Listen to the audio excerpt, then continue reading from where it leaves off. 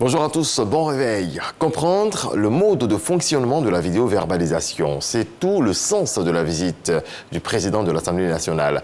Amadou Soumaoro s'est rendu hier au Centre de gestion intégrée de la mobilité. C'est là que certains conducteurs qui ne respectent pas le code de la route sont vus et interpellés. Abou Sanogo. Amadou Soumaoro, président de l'Assemblée nationale à la tête d'une forte délégation de parlementaires, visite le centre de gestion intégrée de la mobilité qui abrite le poste de contrôle des opérations du système de transport intelligent. Une visite pour s'imprégner du mode de fonctionnement de la vidéo-verbalisation. Une innovation majeure qui vise à renforcer le dispositif de contrôle du respect des règles de circulation sur la voie publique à l'aide de caméras. Le dispositif déployé selon le ministre des Transports, Amadou Koné, dans le Grand Abidjan, est déjà actif. Il comprend des radars fixes, des radars mobiles embarqués, ainsi que des caméras de vidéo-verbalisation situées en priorité sur les axes les plus accidentogènes du district d'Abidjan. Je voudrais rassurer Monsieur le Président de l'Assemblée nationale et sa délégation que toute la stratégie de sécurité routière sera mise en œuvre. Nous avons, au niveau du gouvernement, travaillé à mettre en place cette vidéo-verbalisation qui se passe bien.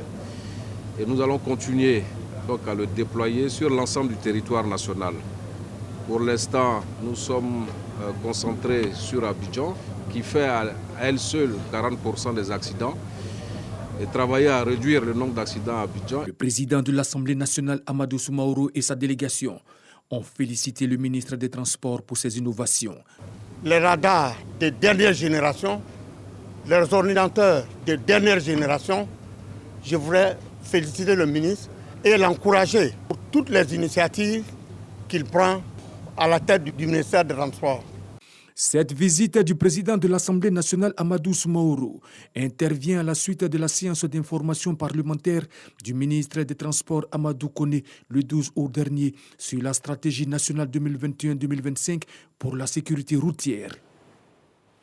Quelle politique pour l'atteinte des objectifs du plan stratégique Côte d'Ivoire 2030? Voici le thème sur lequel s'est prononcé Félix Anoblé hier. Le ministre de la promotion des PME, de l'artisanat et de la transformation du secteur informel a dévoilé le plan d'aide en faveur des petites et moyennes entreprises. Il était invité à exposer au Conseil économique, social, environnemental et culturel. Sidonie Davila, Jean-Marc Djadji.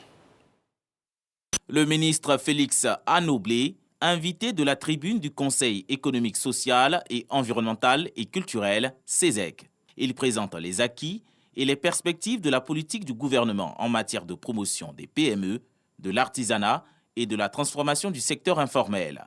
Le financement des entrepreneurs et micro-entreprises à hauteur de plus de 150 milliards de francs CFA, l'adoption de lois pour leur accès au marché public sont entre autres les résultats de son département ministériel. Face aux interrogations des membres du CESEC sur la légalisation du secteur informel, le ministre Félix Anoblé a relevé les projets de l'État en termes d'encadrement et de suivi de ces 15 000 micro-entreprises. L'État de Côte d'Ivoire a pris conscience qu'il n'y a que lui qui peut accompagner avec les ressources publiques dans un certain nombre de domaines son industrie locale et faire en sorte que la petite transformation passe à la moyenne transformation et plus de demain la grande transformation et reprendre en main donc toute notre économie. Des mesures d'allègement fiscal sont en cours pour soutenir toutes ces PME. Toutes les autres fiscalités ont été mises à côté. Ils ont un seul impôt à payer, 2,5%.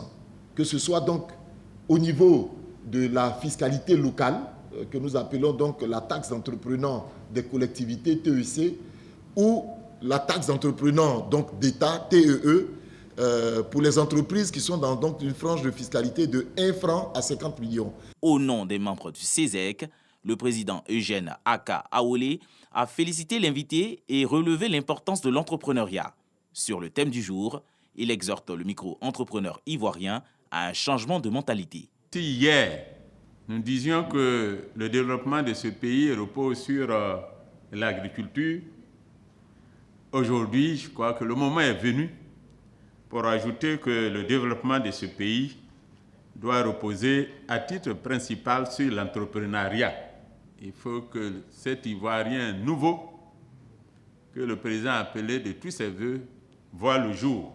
L'Ivoirien nouveau, c'est celui qui doit s'approprier de ces bonnes mesures qui sont prises.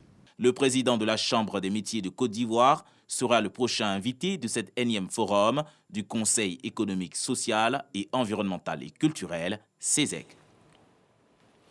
C'est une enquête qui fournira des données fiables et qui permettra également à l'État de Côte d'Ivoire de poser des actions ciblées.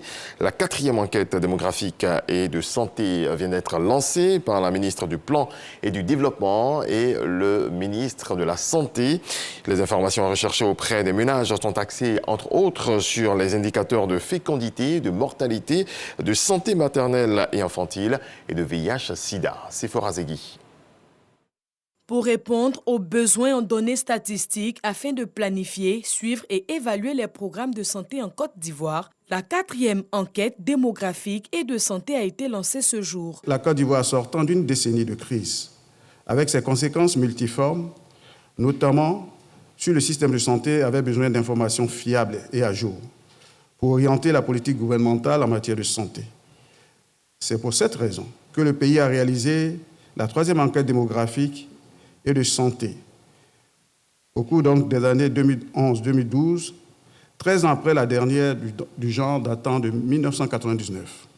15 000 ménages sélectionnés pour cette opération qui est financée par l'État de Côte d'Ivoire et ses partenaires à plus de 4 milliards de francs CFA. L'assistance technique financée par le gouvernement américain a contribué à renforcer le système statistique national et les capacités de l'Institut national de statistique, collecter, traiter, analyser, publier et utiliser des données de qualité fiables, actualisées pour la planification et le suivi des programmes de santé.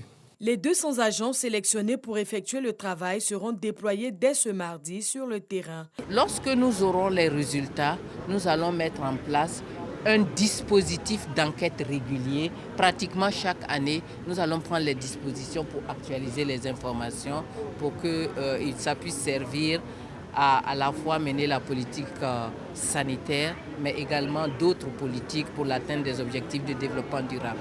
Nialé Kaba dit vouloir compter sur le professionnalisme et la disponibilité des auditeurs.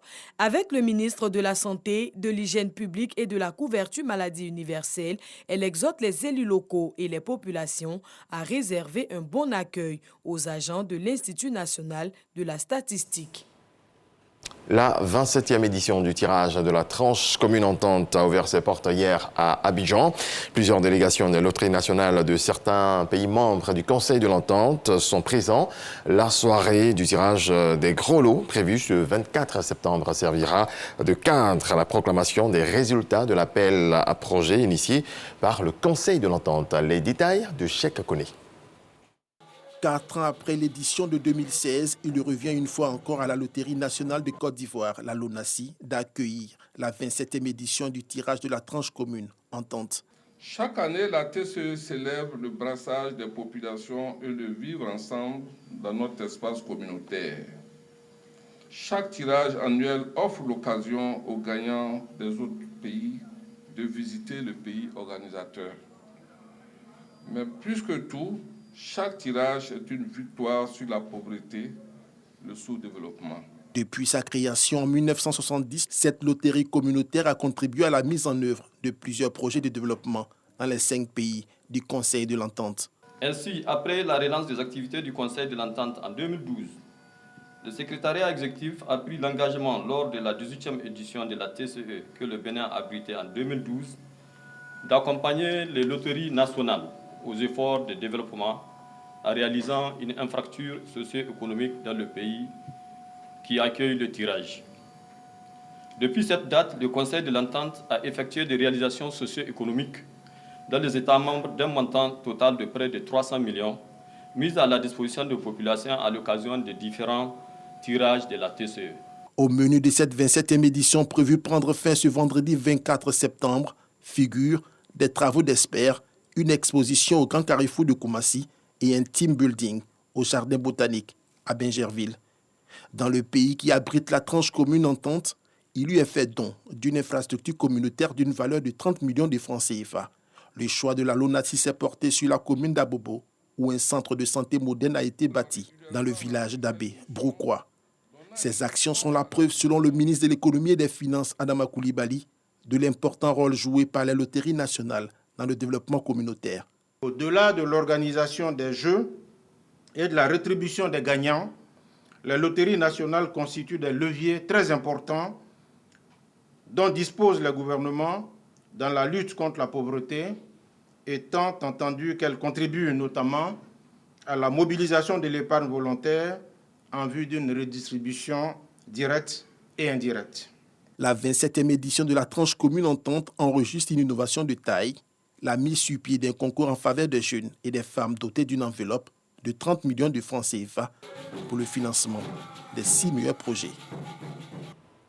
Il y avait de la joie à Sougasso, dans le village, dans le département de Dimbokro. Dans ce village, la communauté catholique a fait construire une grotte au sein de la chapelle.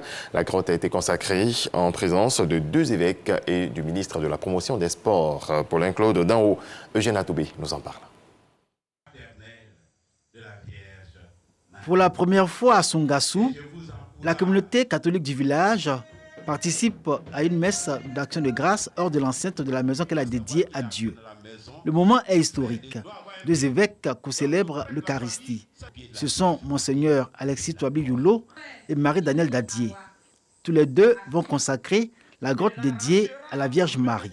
En union de prière et dans la fraternité, fidèles chrétiens, filles et cadres de Sougasso, parmi lesquels l'ambassadeur Nicolas Kwaku et le ministre Damo Poulin, tous 2 fils de Sougasso, tous ont chanté la gloire de Dieu et réaffirmé leur dévotion à Marie. Saint Paul a dit, la foi sans l'acte n'est rien du tout.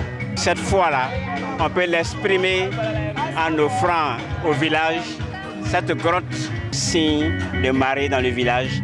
Il y a des gens même qui passent, qui voient la grotte, qui rentrent ici pour prier. Et ça a renforcé la Légion de Marie, ça a même renforcé le renouveau.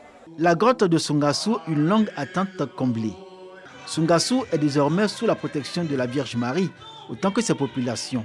C'est aussi toute la responsabilité des chrétiens catholiques de ce village qui est engagée, de par leur baptême. Notre spiritualité, c'est de nous consacrer totalement à la Vierge Marie pour qu'elle apporte son manteau de protection sur ce village. C'est pourquoi nous avons décrété et souhaité que la Vierge Marie ici soit la mère de toute grâce. La grâce de l'unité, la grâce de la fraternité, de la solidarité pour bâtir un village, mais aussi un pays de paix et d'espérance. La maman, c'est le symbole de la vie. Alors nous prions Dieu de faire passer ces grâces de vie à travers sa mère. La valeur d'un être humain réside dans la fidélité à ses engagements. Alors il faut qu'ils soient fidèles aux engagements qu'ils ont pris aujourd'hui. Les fidèles catholiques de Sougasso vont prier pour l'érection de leur chapelle en paroisse, en reconnaissance de son activisme dans l'église locale de Dimbokro. Le ministre Damo Poulin y a financé d'importants travaux de réhabilitation dans la perspective de son élévation au rang de paroisse. Un argument que les chrétiens catholiques de cette chapelle vont brandir devant leur curé. Dans le reste de l'actualité en Guinée, les concertations nationales se poursuivent afin d'élaborer la charte de la transition. Ce lundi, le Comité national du rassemblement et du développement a convié tour à tour les acteurs culturels, les organisations de presse et enfin les représentants du secteur informel.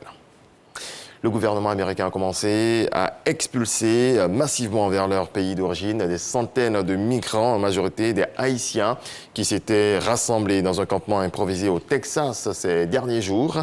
Ce lundi 20 septembre, le président mexicain Manuel Lopez a exhorté Joe Biden, le président américain, à travailler main dans la main avec le Mexique et les pays d'Amérique centrale pour contenir la migration autrement que par les arrestations et les expulsions de personnes.